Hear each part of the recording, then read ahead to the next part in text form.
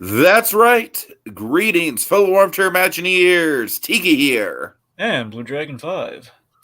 And Dragon, I feel like over the weekend I've kind of set an illustrious world record for myself, Dragon. I feel like I'm in rare company. You want to know what that record is?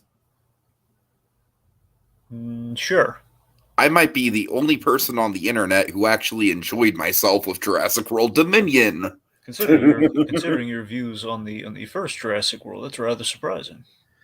Okay, so yeah, Dragon, as you can see by the thumbnail, I really do want to approach this from, by all means, your opinion can totally be your opinion. And I will admit, as far as the writing goes, this movie's a mess. I'm not going to deny that. I didn't go into this movie expecting a great writing.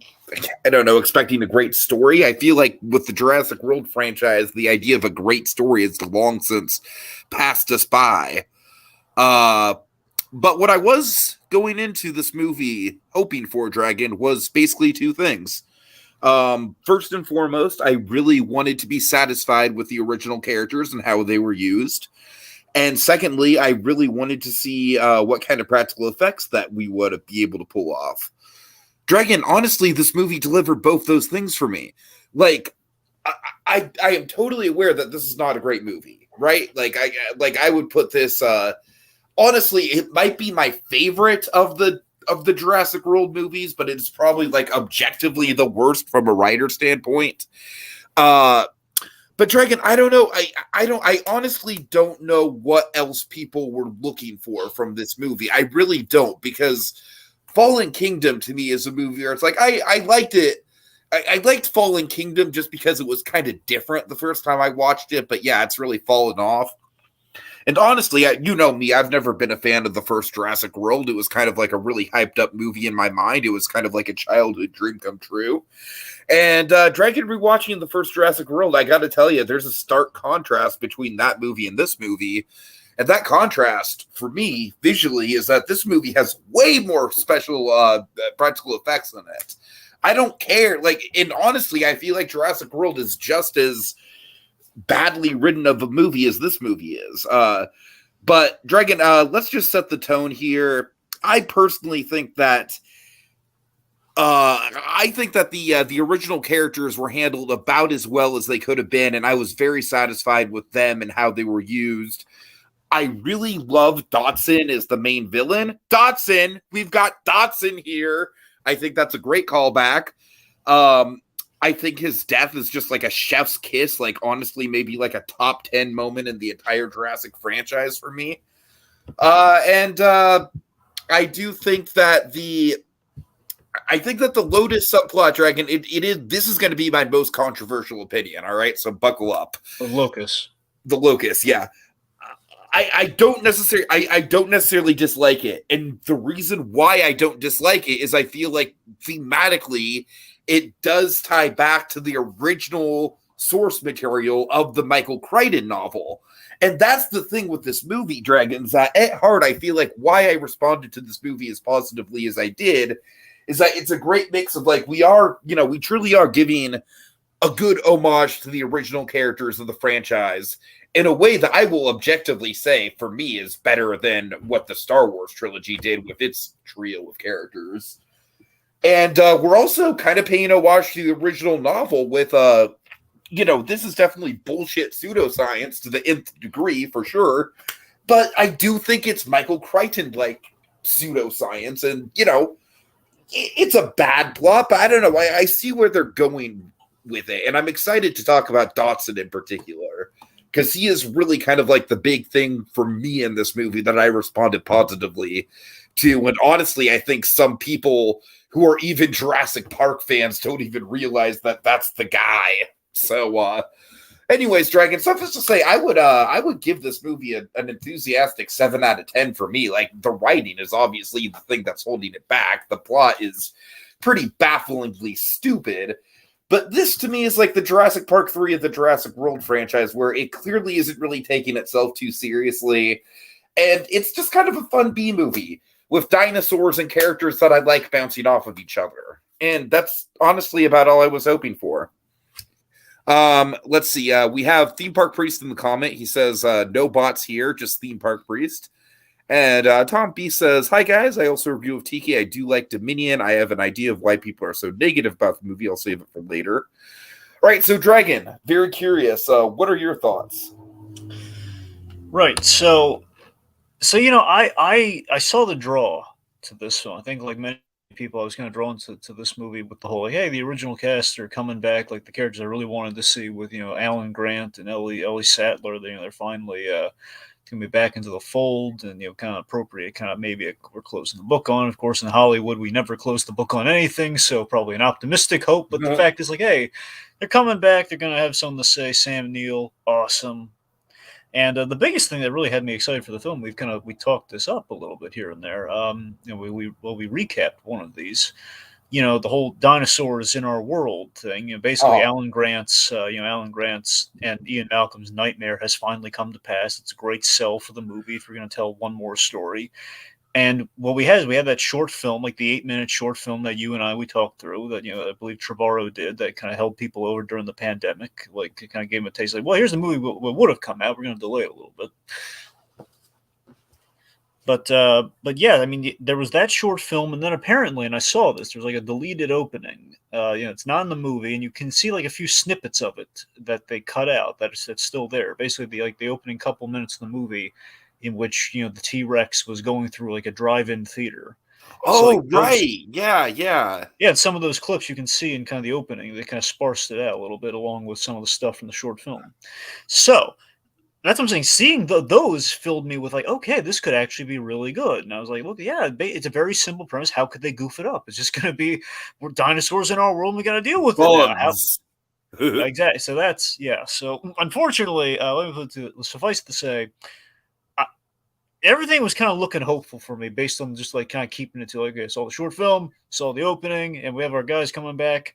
What could go wrong? Unfortunately, I walk out of this movie. I'm a little let down. I'm not like saying it's like the worst movie ever or anything. I'm just a little like, man, it's like it was such a simple setup, and it's it's a little let down. So, I mean, for me, if I were to boil it down, it really drags. Plot's not great, and it's just ultimately when you look at the Jurassic Park franchise, and you look at this. And again, I want to be clear. I'm not like a ride or die, Jurassic Park. I mean, that would be my associate to my left here. Yeah. But yeah, it just it ultimately it's like the whole copy of a copy principle. It's almost like the CW thing to relate it to DNA, to relate it back to the Jurassic Park with Mr. DNA of it all. It's the fact you kind of start out with something pure, kind of in the frozen amber, if you will, and every time we go back to the well, we kind of lose just a little bit of the DNA, and you have like Spielberg there in the saddle for the second one, and then it just from that point on, it's like, okay, well, we're losing a little bit. We're still pretty good though. It's like we're with half a tank by the third one. Okay, at least we still got Alan Grant there, and this kind of goes on. It's like, okay, we're just kind of like we have the canister, and then we're just kind of like we're on fumes, and then we're kind of out of gas, and we're trying to buy a new car, but half of it in there, half of it not. I don't know. It just feels like we're just kind of losing a piece. It just feels very far removed from like the original, which like it's a movie about a theme park full of dinosaurs too. Well, this is where we're at now. I hear you. So that's what I'm saying. I just kind of walk out of it in a weird place of like, well, man, I like parts of it, but it really didn't. I really didn't need to sit through like 2.5 hours of it. It didn't need to be 2.5 hours. I'll give you that. I think the run. That's definitely why I would put something like Jurassic Park 3 over this. Because Jurassic Park 3 is a lean, mean 90 minutes. I mean, that's still by far my second favorite of the franchise. I mean, sure. But it's ultimately, I guess what I'm saying is it just feels like, whether I enjoy parts of it or not, or at least like, like it kind of like in parts of it, okay, I can enjoy it. Particularly the best parts of the movie I enjoyed were with, basically the original cast and how those characters, I'm simpatico with you there, Tiki, but I guess I would say that given all the plotting and everything, it just is extending our runtime basically half the movie with half of that story that is not featuring the original characters, and when they cross over, it's just like I'm just kind of playing the waiting game, and I'm just like, yeah, this is reminding what I didn't like in the other two movies, particularly that second one that we just the Fallen Kingdom, and this is this is really kind of taken away from the experience. I'm just kind of sitting here. I'm getting a little. I really don't often get bored in movies. I was bored in this movie until we had our guys on screen. Okay, fair enough. Yeah.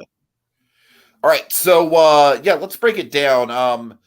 So I want to start with Tiki and Dragon because I do feel like that's the heart of people's issues with this movie. And it's also where I kind of got some of my enjoyment out of it because, like I said, I don't necessarily think the Lotus subplot was something that people were expecting, but at the very least, I do think it ties into the original novel. And first of all, what did you think of having Dodson back? Because that was a surprise to me. Well, you know what was really surprising, don't you? What? Well, yeah, they had to recast Dodson. Well, yeah, I knew that, but it was still good to see the character. I mean, I had this thing where like they're saying Dodson, I know who that is, but like that's Campbell Scott. I don't think he was Dodson in the original. No. I feel you. I did have. I had to combat that a little bit. Like, wait a minute, am I crazy or is that guy? Here's my thing with Dodson, though, Dragon. Literally, the whole thing with Dodson is just his name. He's not a character. He's literally a name. Like that's his big presence. Like, well, I mean, don't say my name, Dodson. We've got Dodson here. So it's like, yeah, it was a little distracting, but I got used to it pretty quickly. I was like, all right, it's the guy. All right. I mean, here's the thing. I want to be clear. I don't have any compunctions with them recasting him. I just going into it kind of completely blind in that regard. Like I just kind of had to put the pieces together. I realize seriously, Campbell Scott's a really good actor just to kind of get that in there because he was. I believe they worked him in the House of Cards for like a season or two, and also he was Peter Parker's dad in the Amazing Spider-Man movies when he showed up and he had stuff to do. I know Campbell Scott's good when he shows up and things, regardless.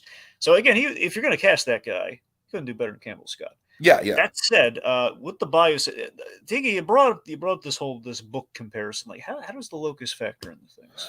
Well, with the book, I haven't read the book in a long time, but I know that the book does definitely go beyond just the idea of the dinosaurs into how the existence of the dinosaurs into our ecosystem affects the rest of the ecosystem. And so the idea of to me, the idea of insects naturally mutating along with the dinosaurs, Dragon, to me, I can buy that a lot more than I can buy the whole like, oh, the military is going to weaponize raptors. Like, to me, that's a far easier sell because it goes into the whole idea of of the original premise of the DNA and then the frog strands replacing the DNA and everything like that. You know what I mean? It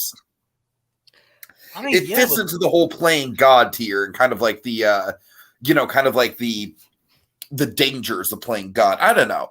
I definitely think that it is the most like pseudoscience that the franchise has gotten, and the book is all about pseudoscience. Yeah. I mean, obviously there's like a biblical notion to the locust too, and the kind of the fact of how we use them. I mean, I mean, you just telling me about this locust. I don't think it's giving me a clear picture of how exactly that factored into the book. But I'm not saying the book had them. I'm just saying they factor into the themes of the book. And like I said, with the book, there was a little bit more of an emphasis on how the dinosaurs were affecting the ecosystem as a whole. Oh, okay, I get you now. So you're saying there wasn't like a specific locust thing? It was just no, I don't think so. I'm just saying thematically it fits. Well, okay. Well, like it feels like a very Michael Crichton-esque idea. I mean, maybe, but here's the thing. So, okay, so they're overused, and I think that's the problem with them. Well, I mean, Tiki, I think there's a bigger problem at play with them. So let me tell you. Let me just overall. Let me rip off the Band-Aid here. Let me just bias and kind of like. Okay, so let me tell you. Ultimately, I think the biggest strike against this movie. I think the crippling blow, the blow against the bow of the Titanic, if you will, is this. So we have the status quo shift. The pivotal cell of the film that starts everything out. Again, that the really great start that you have. From the end of the last film is that okay? Again, it's basically what those short films that everything promised us. So like, hey, dinosaurs in our world, are we going to adapt? Are we going to go to war with them? Like, what the heck's gonna happen? So we have like already like a really great sell, and that's how the movie opens. Movie opens, we kind of checking in with that, and then we do the BVS thing, which just irritated me to no end. And the BVS thing for the kids out there means like, hey, the thing that ended the last movie that would have been an interesting starting place. Okay, Superman does something very out of character, and there's a consequence to the stuff that happened at the end of Man of Steel. Let's make that Batman's beef with him in the movie. Are we gonna do that? No, Superman was framed for murdering people with guns and flamethrowers. So Uh-huh. so that's essentially what we do here with the Locust. Of like, hey, interesting cell. You're expecting man, dinosaur, the issues at play here. We're going to bring in some dinosaur experts, perhaps. No, Locust. Just Yeah, because. yeah. See, that's the thing. The Locusts are it's just too. It's just the less interesting BS that we now have with Locust. And here's the biggest problem with the Locust. Circling back to the biosyn of it all. Okay, there is no justification for Locust. Okay? Not at all. Evil thing. I'm going to take away the food supplies of other people. That's not Okay, good. that is BS. That is BS. I There is will no agree with you there. That is a justification for BS part of why the plot. someone would make Locust. Literally in the Bible. Locust, not good, not cool. One of the plagues, one of the signs of the end times. I get what they're going with, like why Locust in terms of what kind of creature could we go for, but there's no reason to it. And the fact that it's a huge plot point, and the fact that hey, Doctor Wu, one of the great characters, the wonderful B.D. Wong, who's really good in this. What are we going to do with him? He's feeling guilty. Okay, I like that. What's he feeling guilty about? All creating the dinosaurs for having this whole thing unleashed and everything? No, the Locust.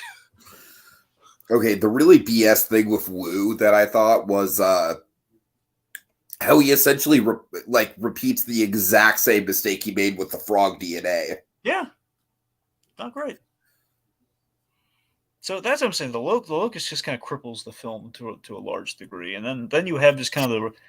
So you got to remember when you look back on Jurassic Park as a franchise, even from the first one, which is the best of the bunch, quite clearly, but there's always, as I've said with the Jurassic Park films, there's always that kind of integral flaw just built into the place of the franchise of like why create meat eaters? Like let's just create the herbivores. Why did we create the meat eaters? Why? Yeah, for So there's sure. always that inherent flaw that you needed for the drama and the stakes. I think that the Locusts would have played a lot better if they were like I said, if they were like a natural evolution that kind of like spawned off of the dinosaurs in the ecosystem rather than something maybe that somehow created. But clearly we didn't do any of that, so that's unfortunate. It's like Right.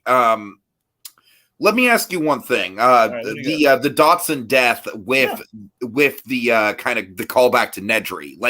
Like I said, to me, that was a chef's kiss moment. I loved it. That is great, mainly because of the fact that, again, for many people just kind of thinking back, hopefully they put the pieces together by that point of who Dotson is, especially when he literally has like the trophy of the Barbasol can. I feel like by the time we have the Barbasol can, hopefully people have figured it out. I love that he kept that as a trophy. Like I do too.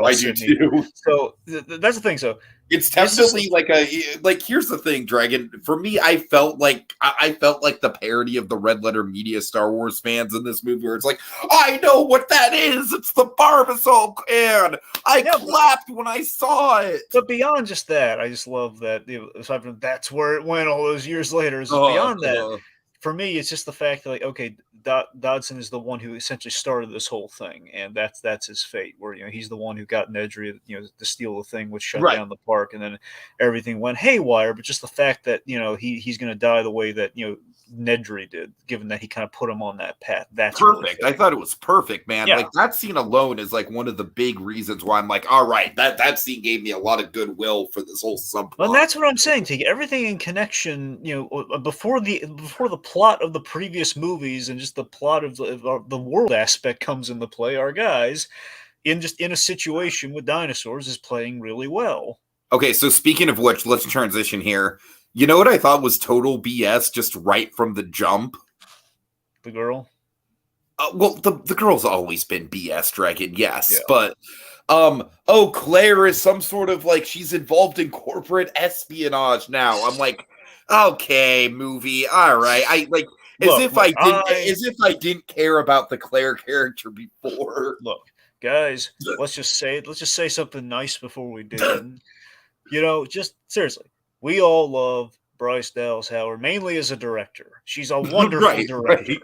That's what I'm saying. She's directed some of the best. Like, give her a Star Wars movie. She's so darn good. I mean, look at her direct Absolutely. that. Look at her direct that Mando. Look at her go. She's great. So that said, it's like the Claire character's always been kind of like, well, we have to give her something to do. And it's like, yeah, we have the pretty girl running around the heels, and then it's like, okay, well, we're kind of still stuck with I her. honestly think the best use of the Claire and Owen character are in the Velocicoaster. If you see, do you remember? Have you seen that Q video? No.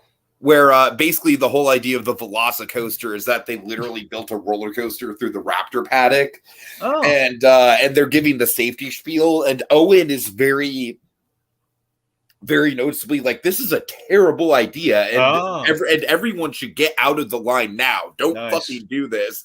And Claire's just like, what are you talking about, Owen? This has all been approved by our safety divisions, and it's going to be a great experience. Yeah, that's great. So that in a nutshell, Dragon, like, goddamn, like, that's a very simple character traits, and I just feel like I said, by the time we get to the third Jurassic World movie, and Claire is some sort of corporate espionage spy lady, it's like, okay, all right, where did this come from?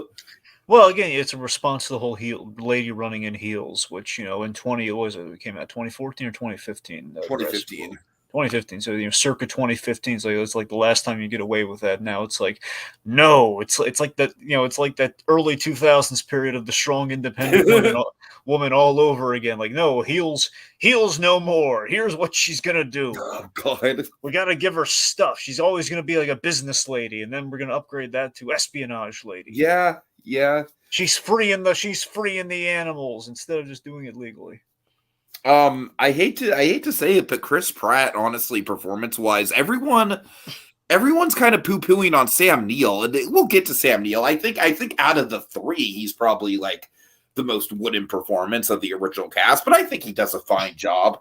Dragging Chris Pratt in this movie, to me, I don't know if you had the same thing, but I thought he was just like sleepwalking through it. I don't think he was sleepwalking through it, but honestly, I think it's kind of the movie.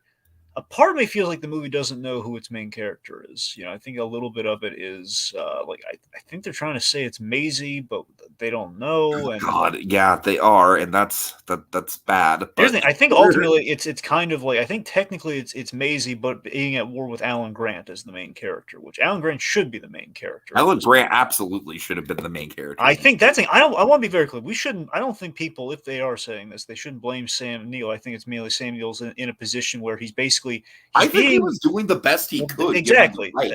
I know, that's what I'm saying. I think he's basically being written into, like, let's face it. I'm not saying it fully comes across this way, but it's definitely, I think, the way they're plugging him into the story. It's like a nostalgia bait kind of outline. In which, like, okay, we're gonna like have a few certain setups, put him in the hat. He's grabbing the hat during the action sequence, a little indie-esque. He's gonna do his thing.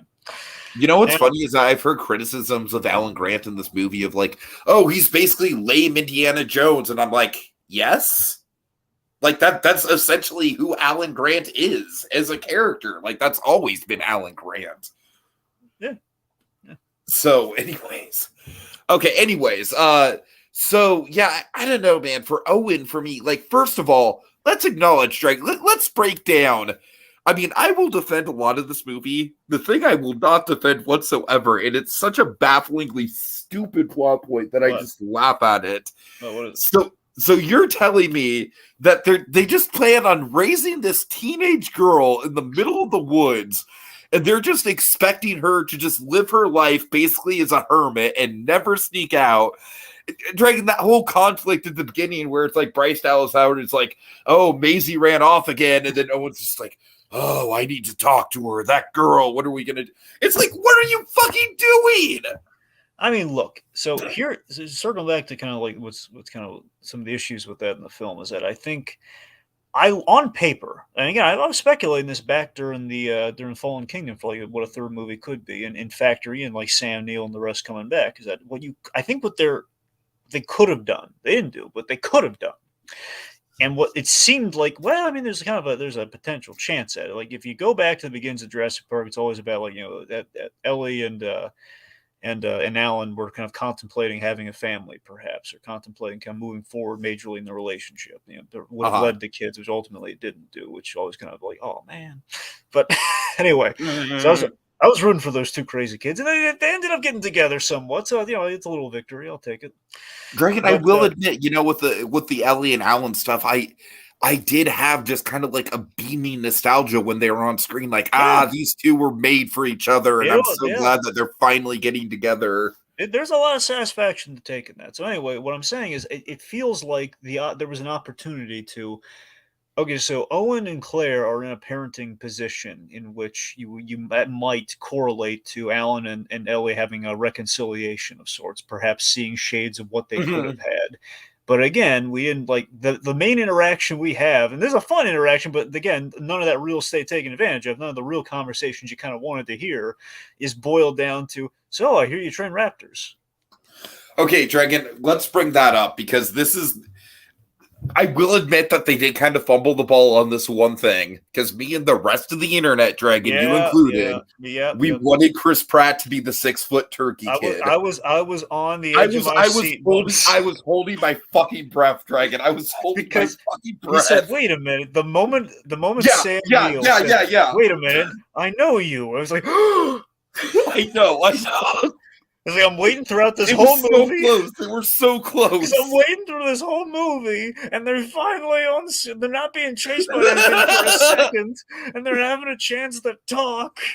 And he just has a moment to stop, and he does a double take. Like, oh my god, he's doing a double take. Right. He's gotta. This has to be it. It traumatized me when I was a little kid, bro. You slashed a raptor claw at me. I was like imagining Sam Neill to pull this so classily, just like, wait a minute, I know you. You were that kid with the, with the claw. Oh man, yeah. No, I'm totally with you, Dragon. They had the ball in their court and they just totally fumbled it. I mean, Tiki, this is going to be a simple way of boiling it down, but I think ultimately this movie's problem is that it could have been more like No Way Home, and it didn't take advantage of that. Okay, I think No Way Home is definitely the best way to do something like this. I do think that at the very least they were smart enough to have Grant, Sattler, and Malcolm on screen together for the majority of their storyline. Yeah. And you cannot say the same thing about the fucking Star Wars sequels. Yeah, I don't think they ever. Yeah, all three of them. No, literally none of all three of them are never on screen together, and even Han and Leia have basically the one interaction in The Force Awakens, and that's it. Yeah, that's it. Yeah, it's totally disparate. So at the very least, Greg, that was the one thing where it's like, I was telling my dad, basically, I am going to be so pissed if we're waiting the whole movie for them to call in Alan Grant, and Alan Grant basically has if that scene in the trailer of are you coming or what, if that happens in the last 15 minutes of the movie, you know what I mean? So the fact that it happened right at the get-go, I was like, okay, yeah, all right, we're gonna have getting a little energized, yeah, for sure. Yeah. I hear that. Let's talk about probably the most bombastic sequence of the movie, which I think is mixing a lot of people. Let's talk about the Fast and the Furious with raptors. Oh, okay. So, what do you mean, the whole the chase on the motorcycle? Yes. Okay. Because it totally feels like a Fast and the Furious. Well, I had a different. It literally feels like a Fast and the Furious Jurassic Park crossover. Well, I had a different comparison in mind. Okay. I don't think the Fast and Furious ever use motorcycles, do they? Do you know? Honestly, I've never seen a Fast and the Furious movie. Well, neither. That's why I'm asking you. All I know is they have cars. I know that there's motorcycles on the ride. So, and I know once they go into space. Right. No, seriously, they do. I did. No, I know. I'm aware. So the comparison I have is that I think the biggest thing this movie has against it is on one end you have an actual Jurassic Park movie, and on the other side of it you have essentially it's I'm not going into a Jurassic Park film or a Jurassic Park adjacent film looking for an action movie thriller. It's again, this shouldn't be taken with dinosaurs unless you can get Liam Neeson to actually make that. I don't need to see that. it's essentially like, they're looking for their kid. Like, we turn to like a kidnapped daughter plot, man. I don't really go into like that right there. That is definitely not a great part of it. Honestly, Dragon, I think Maisie is probably like the biggest issue with the entire Jurassic World trilogy. Yeah, so that's like so if they just cut her out of the trilogy, and that BS about her mother, and I don't know. It was all so it was a load of caca. Yeah, so with Maisie, again, ultimately the problem is it's just throughout this movie, every time she's on screen, and honestly, here's the thing: the problem, this just shows you how bad it is. When she's not on screen, when she's not on screen, I'm thinking just this constant reminder, like, man, she changed the status quo and created this whole mess, this whole scary mess by literally pressing the "I'm going to change the status quo" button. Right. With that super dumb line, "Oh, they're alive because I'm alive." Oh my God. Pushes the stupid button, and then we have like this whole. And again, ultimately, the biggest buy I have in this movie, which again, there's a debate to be had, but again, that debate just runs really thin when you think about it too hard. Which is again the inherent problem of the Jurassic Park franchise. Like, hey, well, let's just kill all the carnivores. Why can't we? Let's kill all the Godzillas that are walking around here. Why can't we do that? Okay, and you know what? I do think that there is more world building as far as like the actual Jurassic World situation goes than people are giving this movie credit for, because I do think that people are basically dismissing it as there's no dinosaurs in this movie, it's all bugs, and I think that's kind of BS. Like, the bugs get way more screen time than they need, but here's the thing, Dragon. I do like certain ideas. Like, I like the idea that I'm sorry, I think it's Big Rock, right? The Battle of Big Rock. I believe that's what it's called. Yeah. Yeah, I like the idea that Big Rock is kind of like the sort of like the hub point for a lot of the dinosaurs. I like the idea that InGen and other government agencies are trying to round up the dinosaurs. Mm-hmm. It's a little silly, but I do kind of like the idea of the dinosaur black market. I mean, here's the thing, Tiki. I agree with you to a point of, particularly, the idea did intrigue me in Fallen Kingdom, because the problem with Fallen Kingdom is kind of, honestly, there's kind of a problem that kind of persists from that movie into this movie. It's the same issue. Those movies are essentially 2 movies each, which always compromises the footing. In which, like, okay, Black Market with dinosaurs, as a short film, or as a shorter film in itself, that's a really interesting idea. Like, imagine you start Jurassic Park film, like, starting from there, is like kind of throwing into new waters of like, okay, well, dinosaurs are a thing now, and they're being sold in the black market, and that's your in for your story. That's not bad. I mean, it's different. It's not bad. And that's the thing, though. But again, like, introduced into the mix, it just doesn't, like, the ship has sailed on making that idea interesting. And the biggest problem is that we never see him really. I'll admit, we kind of glimpsed it, but we put into like a hackneyed action, like a chase sequence where it's like, hey, let's see him in practice. Let's see the dinosaurs being used. I mean, it's your biggest fear from that first movie, T, but let's see him being used in kind of a combat situation. Right. I'm just saying, that's the problem with this black market thing. We're like, okay, well, selling the black market dinosaurs. We saw the acquisition, which was the interesting part of that whole idea in the other movie. And we should see him be used. And we saw him be used by the bad guy, but still was like, okay, just because during this kidnapped daughter plot. Okay, I do like how the Raptors, it's like, they're not necessarily like trained killing machines. They're just like, I do think there was some logic there where it's like, they're completely feral, like wildly untamed creatures. They just go with whatever the fuck the red dot is pointed at. That's easy enough for me to buy as far as the hired guns, being used by the military sort of thing goes. Yeah. So again, so Maisie being kind of like, basically being the key, the Jar Jar of it all, if you will. Being the, she's the big plot device, and that we need her DNA to unlock disease and the genes and everything. So, I mean, look, on paper, I can get behind the I love how we never really fully explain why we need her DNA. It's just kind of like, Maisie, you're the key.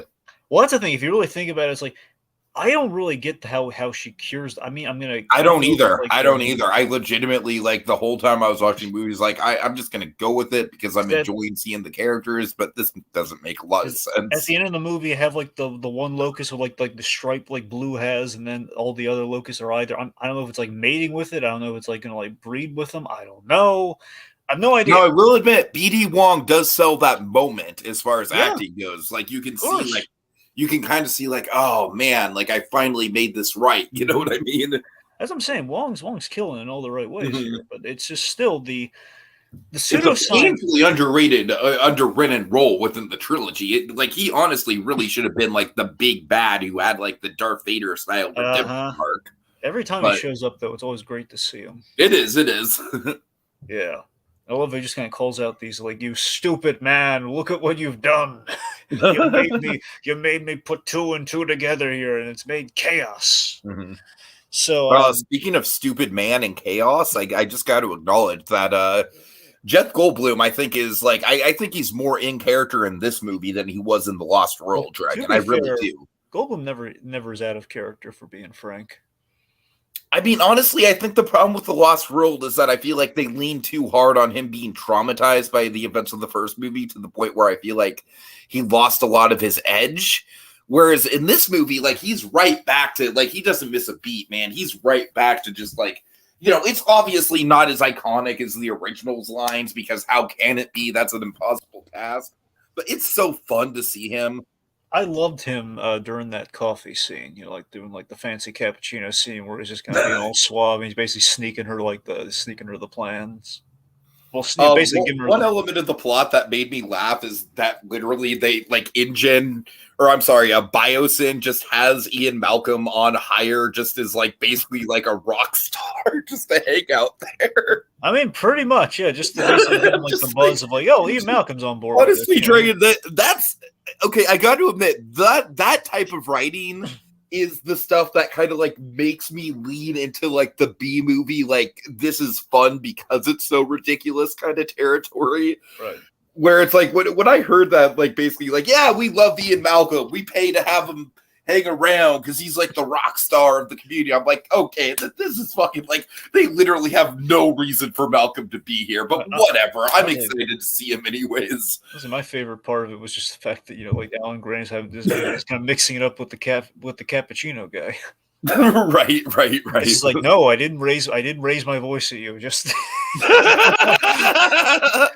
so we have cinnamon, we have like this. Oh my god! And again, I love like that is kind of like Alan Grant is essentially awkward Indiana Jones. That was kind of his characterization in the first movie, and I feel like that bleeds over to here. Also, we gave Ian Malcolm a really cool hero moment too. Like he did homage, like when he kind of lured the dinosaur away. In this case, he got to. Do you think that they were going to kill him off in that moment? Because I honestly, I'm kind of weighing towards like I honestly sort of wish they did because it would have been a big heroic sacrifice. I would have been really impressed if they did, but it didn't cross my mind for a second. I'm thinking there's no way they're going to kill Ian Malcolm. I mean, honestly, the only reason it crossed my mind is literally like Dragon. We're talking. This is a fucking monster movie where not one main character dies at all. Yeah. So, like, except for Dotson, of course. But yeah, he was a bad guy though. So I don't know. I do think that is one of the flaws of this movie is that it should have had a body count, and if they killed off Malcolm, like that would have been like the Han Solo moment of the movie, Yeah. Okay, I gotta point out some comments from Atomic Beast. He says, I think this movie is not a dinosaur movie, but a Michael Crichton movie. I mean, Dominion has all the themes Crichton talked about in the novel. Thank you, Atomic Beast. Thank you. I feel like you and I are literally the only two people on the internet to understand that about this movie. I'm not saying they do the Crichton themes well. I'm just saying they're there. They're there. I see what they're trying to do with them. The dangers of genetic power and how making mankind are too arrogant to realize their mistakes. As Malcolm said, the kid has their dad's gun. Indeed. All right, so let's see. Dragon, one moment I do want to point out with Act 1 that I did really like was the callback to the Brontosaurus in the, in the small town, where that to me, it was like, all right, like that kind of recaptured some of the wonder. That was like the one scene in the movie that kind of recaptured some of the wonder of the original Jurassic Park for me. Yeah, I believe it was like it looked awfully practical. It might have been CG, but I don't think it was practical. But I know in some shots they use like a practical one at least once somewhere, like in one of the things. But you might be right. You could be. But I mean, there's definitely a lot of practical dinosaurs in this movie, though. Like in the cave, when we're in the recesses, those are the practical. cave, man. The cave. That was another scene where it's just like chef's kiss. This is great. I love it. I told you way back when Jurassic Underground. That's the way I would have gone. So that kind of gave me a taste of what I was. That's what I was. It gave me a taste of what I was looking for. It's just kind of too late by that point in the movie for me, though. At that point, my interest was like, and we're just dragging the runtime further. Okay, so here's the thing. I am mixed on this element of the movie because on some level, as a Jurassic Park fan who has wanted to see these types of dinosaurs, like the feathered raptor and all that, I do kind of like that this movie does sort of devolve into just like essentially a boss rush of different, like it kind of gets a little bit episodic of like, we're dealing with this dinosaur, then we're dealing with this dinosaur. And here's the thing, Dragon, I do think as far as the storytelling goes, the pacing is fucking awful, right? Like none of those scenes advance the plot at all. But I think on an individual level, all those dinosaur scenes are good in their own right. I mean, yeah, I suppose. I mean, obviously, I really like the. I think the two big standouts to me are the two feathered dinosaurs. The raptor on the ice that goes underneath the ice, that was really cool. And then the big feathered, like, I'm not sure what the name of it is. I wish it would have been the main villain of the movie, but the one that Bryce Dallas Howard has to get into the swamp to avoid. Yeah, the one with the nails, yeah. That, to me, was, like, genuinely one of the most suspenseful moments in the whole franchise. That was good. That was a good scene. So that's what I'm saying, Dragon. Like, there's there's not a lot of rhyme or reason as far as the screenplay goes for these scenes to even be there. But I do think on some level, there are some really standout moments. Like you said, I think we can both agree the cave is a standout moment. Yeah. Okay, but Dragon, let's talk about, I think, the most cringy element of this movie, and I think the big failure of the movie from my perspective as a Jurassic fan. What the fuck is up with the Gigasaurus or whatever he's called? The Gigasaurus? What are you talking about? The giant T-Rex thing that's even bigger than the T-Rex. Oh, right. So basically like the ultimate carnivore thing, right? Yes, and Atomic Beast right on cue, he said, I find it hard to believe when Colin Trevorrow mentions that the villain dinosaur is the Joker. Dragon, have you heard about this? What? Yes, that's an actual quote from Trevorrow. So Trevorrow basically compared this ultimate carnivore thing to the Joker. Yes, the guy, the Gigantosaurus. That's a fucking lame name, too. I think I see where he's drawing that really weird comparison, but it's just still really, it's not a good. It's ridiculous. I honestly think that the I-Rex in the first movie is more like the Joker than this thing is. What's the other thing? What Trevorrow is getting at is just the fact that he keeps coming at him and keeps getting he gets zapped in the eye and it just keeps coming and coming and coming, and it's just I think that's what he's referring to. It's more like Jaws than is the Joker, I think. Yeah. But here's the thing, Dragon. I feel like the build up, the T-Rex is done dirty in this movie. The T-Rex has almost nothing to do. For a moment, I thought they did the ultimate destroy. I thought they killed it for a second, and then we did the eye thing, like the whole when we had the headlight just kind of and it's like okay, it's gonna get its revenge. We're gonna impale the big baddie. But that build up to the fight with the three big dinos at the end, I was just sitting there in my theater like, okay, there's no build up to this at all. This feels so hollow. Like as much as I was let down by Jurassic World, Dragon, the one thing you have to give the original Jurassic World is that fucking chef's kiss of a moment where as silly as the high heel running is, and it is silly, you gotta love just releasing the T-Rex to fight the I-Rex. I mean, that is an iconic Jurassic Park franchise moment. And this is just like a hollow shell of that. Yeah, it just feels like when we kind of we do the same hat trick over and over again, it kind of Yeah, loses its absolutely. luster. It literally feels like Trevorrow was like, "Oh shit, we forgot to have a T-Rex fight. Every Jurassic movie has a T-Rex fight." Mm. I Yeah. don't know. Like the Gigantosaurus just honestly feels like an afterthought in the whole movie. Like I honestly think you could just cut it out of the I mean, honestly, movie you know and it what it would feels play like. just fine. It really feels like, hey, we can't just we can't have people have a weird we have like this weird relationship with the T-Rex because obviously it's kind Jurassic Park, it's kind of the villain, Don't but you then call my again, relationship with the T-Rex weird? no, what? No, it's I mean I'm just saying I am one of those people who it's has the not. weird fixation with the T-Rex No, no, no. dragon. What I mean is like He in is a terms of beautiful creature. Go ahead. yeah, I'm sorry. my point is the T-Rex against this odd relationship where in the first Jurassic Park, I mean, the T-Rex obviously is quite menacing. It's the big center point of the film, but ultimately the Raptors are the bad guys Oh, right. I see what you're saying. of the Yeah, yeah, first one. yeah. And then obviously the second one again, the T-Rex is kind of the big kind of threat, which we brought it to the city and we got to deal with it. But again, it's kind of an animal. So how evil is it really bad? Is it not? So it's funny.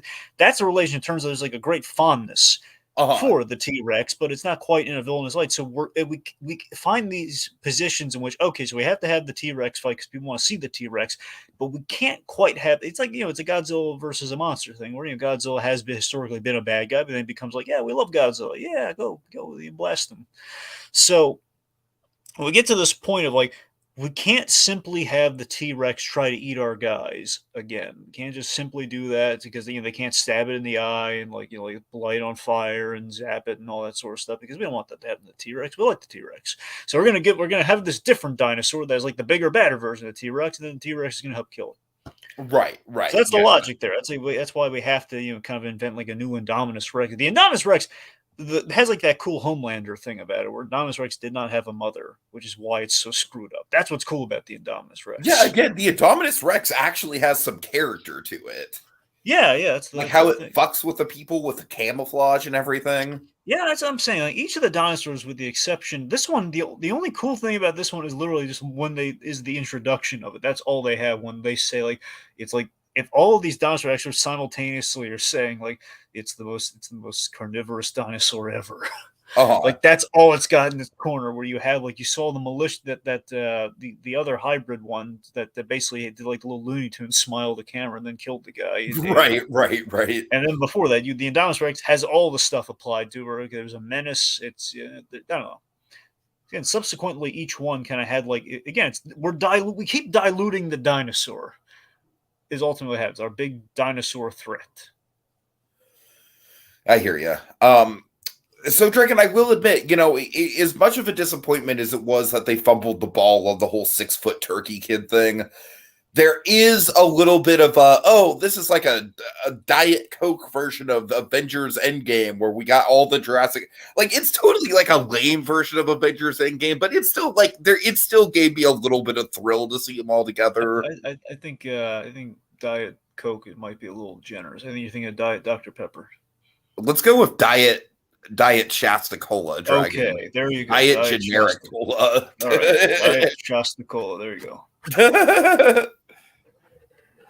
But yeah, I don't know. I do think there is like, the characters bouncing off of each other. Like, again, I forgive a lot of this movie. Like, we haven't really talked about her much, but Laura Dern, I think, is really on point. I think she hasn't missed a beat. Yeah. She's it's pretty. I mean, honestly, it's just kind of magic when she's on screen with Sam Neill in terms of the chemistry is kind of being brought out. Yeah, Again. absolutely. Also, just seeing like how. Okay, let me ask you this: how did you feel about like kind of like the obviously not really there, but just kind of like they're kind of playing with the whole romantic tension with with Ian Malcolm being there and Alan Grant. Oh, I loved it. I loved it. The fact that Malcolm and Sattler are like texting each other on the side, and Grant isn't happy about that. Like, oh yeah, slid into her Dragon, DMs. perfect callback. It's like they haven't missed a beat in their dynamic. Like that's the kind of shit I love about this movie. Genuinely, yeah. It's like they got the characterization of these three guys down just perfectly. Yeah, how do you feel about the Ramsey, kind of the guy who's running the place? Like, do you think he's like they're trying to homage Sam Jackson with that character? Or no, A little bit, yeah, a little he bit. does kind of run the comms and the tech of it all. Like, I don't know.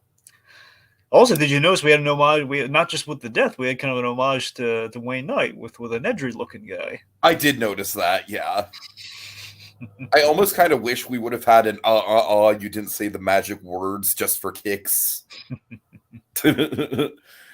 um. So let's see. Anything we're not scratching the surface on so far? I feel like we've pretty much we've run the gauntlet on a lot of things. Yeah, well, I mean, let me see. Give me 1 second here. Is with the well, I mean, I don't know. We kind of talked about the whole, again, I already kind of griped about the whole two stories thing. I mean, with Maisie. Which is a totally fair criticism, and I think it takes way too. Dragon, here's the thing. I think if the main characters from both of the storylines would have gotten together by the start of the second act instead of the start of the third act, I feel like that would have played a lot better, right? It's like when Maisie and Grant and Sadler run into each other, that's when like everyone should have been in the same room at the same time. Totally, like, totally. And we're still following him, and we're still like we're on plane rides and everything. And it's kind of like that American Tail thing where it's like just turn around and you'll see them and you'll join up, but you're not going to because the plot. Yeah, I don't know. I mean, here's the thing: just with the girl again, the girl becomes like the ultimate MacGuffin and everything. We need the girl for DNA and everything. The other thing is she is easily the word. Like she is easily the thing that derails the screenplay. To be sure, a Dragon. Like as much as I like the characterization in this movie of our original trio, like that is the big selling. It's kind of like a tale of two movies, Dragon. It's like a Jekyll and Hyde of a movie because that stuff is great. The characterization, I think, is great on those three guys, which is the most important thing that I cared about in this movie. But I think that the Jurassic World characters are, generally speaking, written pretty badly. And I think that the plot is fucking insane. Yeah. Well, that's the thing. I mean, I'm just to harken back to your Michael Crichton point. That's the thing. So I can see the Michael Crichton DNA. Well, no pun intended. But the DNA of the thing with the girl. Or okay, the neat sci-fi idea that they kind of threw out with that whole clone thing, which again still doesn't worth a lick. But it's just still it's in concept, like the whole like okay. So ultimately, again, if we can change the DNA of animals, ultimately the end goal is that we could change DNA in humans and kind of cure diseases and such. And it's a really heady sci-fi idea about kind of a human producing asexually, with the whole basically. It's a weird retcon though because they made a big deal about she's a clone, where she's a clone, but it was still like a natural birth and everything. And it's kind of like she just genetically engineered her own kid, which I don't know. It's right. I mean, in concept, there's an interesting idea there, but it's just kind of like too late, and it's like not really built up well. And again, the fact that like, hey, Ben Lockwell, the guy we never talked about in the Jurassic Park franchise, it's like I don't know. It's the girl obviously is just kind of a bag full of problems. Again, it's always the constant reminder of like how like oh man, we have a really cool status quo shift that unfortunately we're doing nothing with in this movie. Which is like it's in the background, like, yeah, we have dinosaurs now. Like, well, let's discuss that. Let's see the problem with that. I mean, Tiki, when I'm watching the movie towards the first act, before those stupid locusts come in, because originally I thought they were like tiny dinosaurs. When those locusts come in, I'm feeling dread, like, oh, those poor kids, run away, kids, don't get caught up in that storm. And I'm like, these poor people, like, it's being attacked and like the ice crab fishing, like the Alaskan crab fishing guys, like the giant thing in the water. I mean, I don't know. There's so much great territory to cover there. Like, how do we adapt to that? Can we possibly adapt? And the movie ultimately says, yeah, sure, we can adapt. I don't think that's a satisfying answer because, like, well, yeah, but we're going to do about all the carnivores. We're going to be killed by these things. You know what drives me crazy is that there's not really much of a status quo shift at the end of this movie at all. Yeah, that's what I'm saying. It's like, okay, they had a meeting and still nothing changed. Like, we didn't really. All we did is like, okay, well, we're just not going to bother like doing anything with that island. They're just going to like just cordon it off and like, okay, well, they're all there, so we're all good. Right. Yeah. Dragon, you know who I was really thrilled to see in this movie? Who? Franklin. Remember Franklin? Played by Justice Smith. Right. Character. Well, no, I was kind of deflated when I saw him too, but I was like, I did remember him though. It's like, oh yeah. I want to call this out about the movie, Dragon. They're trying to like shoehorn in these cameos from the previous Jurassic World movies as if we actually give a shit about these characters. You're gonna roll your eyes at this, but the black guy who's the co-raptor trainer with Chris Pratt, because again back during the simpler times of the Jurassic World franchise, against like the idea, okay, we're just training raptors, and we had like this kind of like these just before militarizing them and everything. It's just two guys just training raptors. It was nice. It's like, hey, it's his buddy. I didn't mind him as much as I minded Franklin. That's what I'm saying. I like that guy compared more to Franklin. I don't know. First of all, like, there's just something about Justice Smith where it's like Hollywood just tried to make Justice Smith a thing for a while, and I just don't really think he has any charisma as an actor. Unless it's Detective Pikachu. Even then, I thought he was the weakest element of that movie. Well, a movie where Ryan Reynolds is a Pikachu, I mean, how can you not be the weakest part of that movie? Mm-mm. Yeah. So, yeah. All right, yeah, I think I pretty much said my piece, Dragon. Anything else? I mean, well, again, we were kind of talked up like kind of the BD Wong of it all. That's kind of that's like the main draw. It's yeah. Do you want it to end here? Or do you think it's going to end here? No. Who do you think? Let me ask you this: do you think there would ever be any like salvaging of it, like if it was under the pen of an actually competent director? Yes, I think what they need to do is they need to just cut out the Jurassic World characters entirely. Yeah. And I would love to see just a Malcolm, Sattler, and Grant movie. Yeah, but I mean, what are the chances that we're going to be able to get them back again, though? I don't know. Okay, then. Maybe bring in Tim and Lex. Ah, there's an idea. I mean, yeah. They're both still working actors. Yeah, I think they were at the premiere. I think I heard that somewhere. Mm-hmm. Yeah, it's kind of weird. They didn't get roles in the movie. I think the movie was already overcrowded, but I thinking about it, I think you're right. But yeah, it's funny though. Imagine this. Imagine the whole like the gate being locked thing. Like when trying to get out and everything, like, what are we gonna do? And it's like out of left field, just all. Well, I did like that they had the callback there of like, they ask Alan Grant specifically, like, are you aware of how high voltage the Jurassic Park gates are? That was really great. And Alan Grant's just like, yeah, I have some idea. That was really funny. But no, I'm just saying, can you imagine that when they're trying to get the gates open and like they're panicking over like the password and everything before like Ramsey fixes Tim, you gotta climb up. Tim's like, no, I'm not doing it. No, I'm thinking about Lexi, like if she hacked, I'm saying she just came in as the hacker, just like, and you're. Oh my god! It's like, you're welcome, Dr. Grant. Yeah. Oh my god! Just like a big old like '90s thumbs up to camera or something. Oh my god! Yes.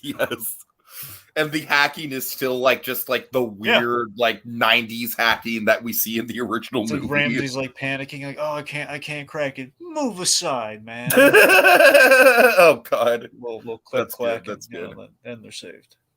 So yeah, I do think there is potential, because I do think that generally speaking, the stuff that everyone likes about this movie does come down to the original cast. Even though I don't think that people are praising the fact that we actually got all three of them together and it's a satisfying story arc and they bounce off of each other in a satisfying way. I mean, that alone is just like Dragon. That's like, I feel like that was more wish fulfillment for me.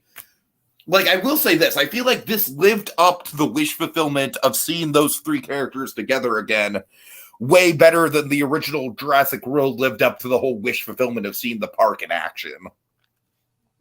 And honestly, I think a big issue I have still with the original Jurassic World is that I don't like how shiny that movie looks. I don't like how there's a blue tint to everything. I don't like how there's practically no practical effects in that movie. I think you gotta admit, you've kind of developed like a practical effect and like a little animatronic hang up of late, though. Well, I'm just saying, when they actually put the effort into doing it, even in a shit script like this, I notice it and I take applause. Is that a bad thing? No, I was just saying it's been kind of like a repetitive, kind of a continual kind of thing.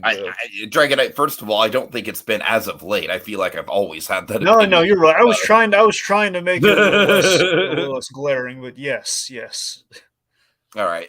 So I think this is a good point to end it, Dragon. I Anything mean, else? unless anyone in the comments has something they want us to say, No, but we're good. We're yeah, good. I think we're yeah, that's. I mean, Tiki, let me pose you a final question, then we'll kind of pop out of here. Like, do you think it's just kind of settling at this point, though, with that line of thinking?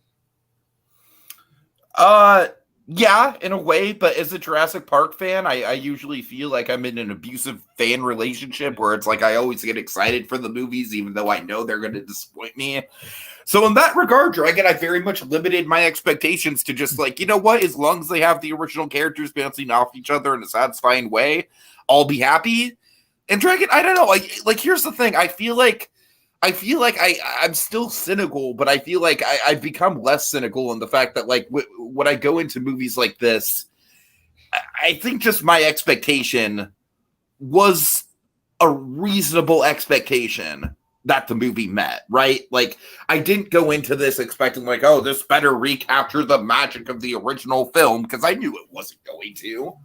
But yeah, I don't know. I think it all comes down to expectation. So, Okay. all right. All right, well, big thanks to Tom Beast and Theme Park Priest for joining us. And we'll see y'all next time, folks. Lightyear spoiler cast this week.